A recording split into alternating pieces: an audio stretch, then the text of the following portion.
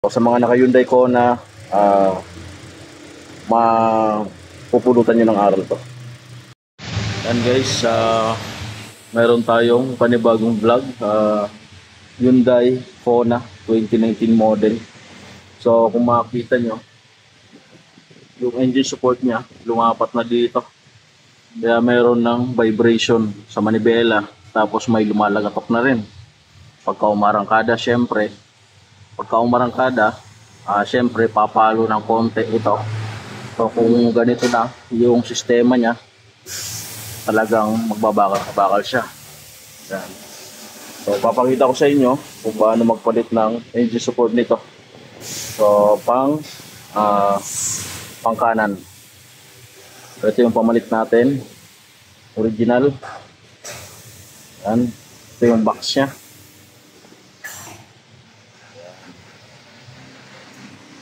Yung papalit natin. So kailangan na original lagi pagka mga engine support para maiwasan yung mga vibration.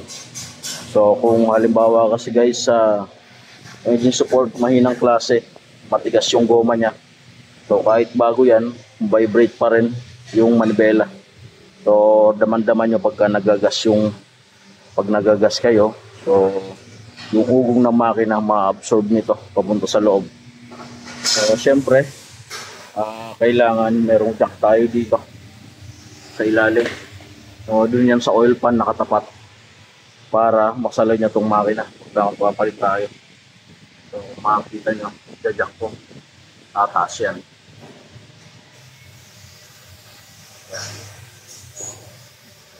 Kung makikita nyo, yan, tumaas siya dahil ginak ko.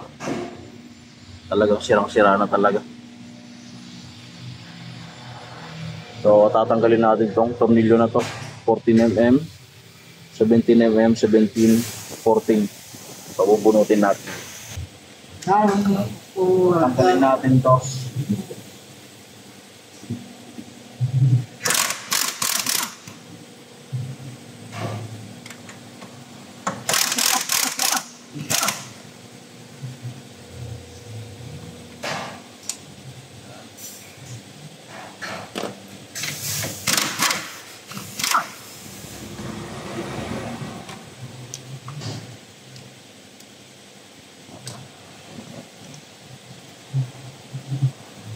Natin to.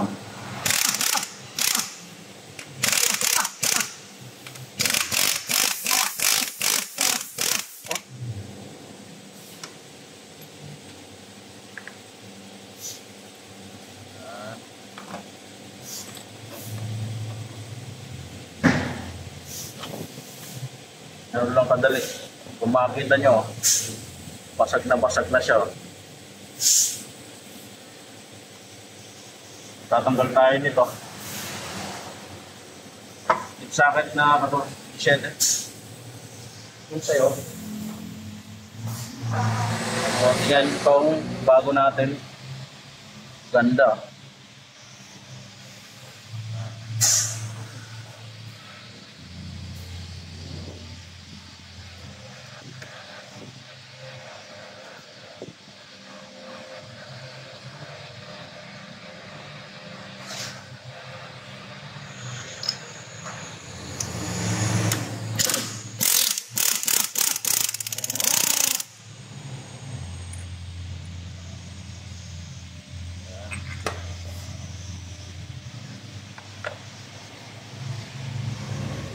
Sa parehas.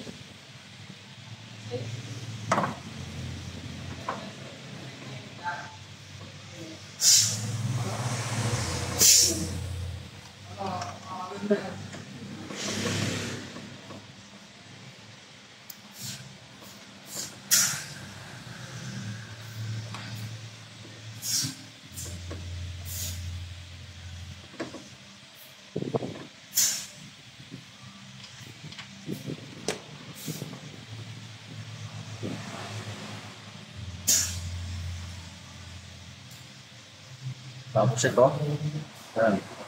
So, nandito yung nut nito.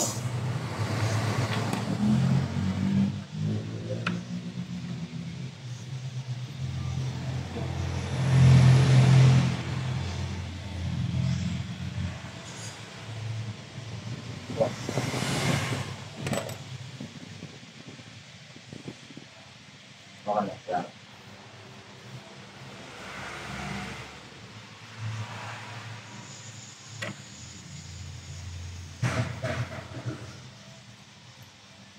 So napakadali lang palit nito. Kailangan nyo lang ng jack, tapos resetting socket na dip socket, tapos 14.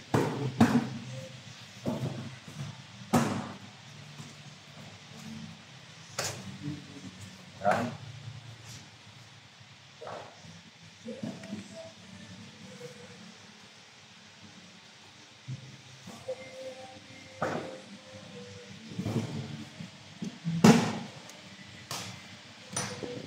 Tapos ipakin na natin.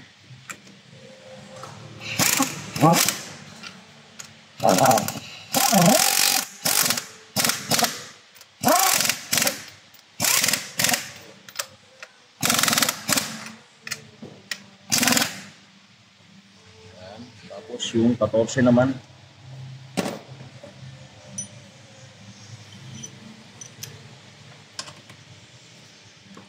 So yung mga naka Hyundai Kona dyan, so mapaparehas nyo dito. Yung ginagawa ko.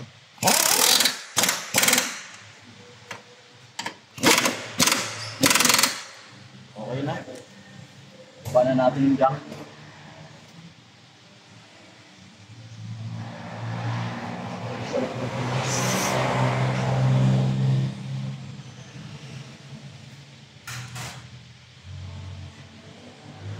Tapos guys, so kung masisilip nyo to, yan, so meron na siyang gap dito, hindi katulad kanina na dapan-dapa talaga siya, lapat na lapat siya. Yan. Okay na yan, okay na yan.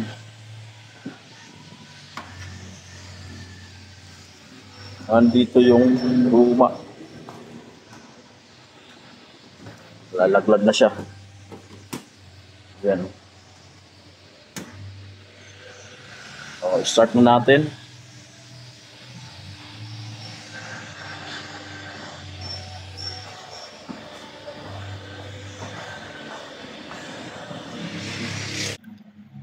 Yan, start na natin.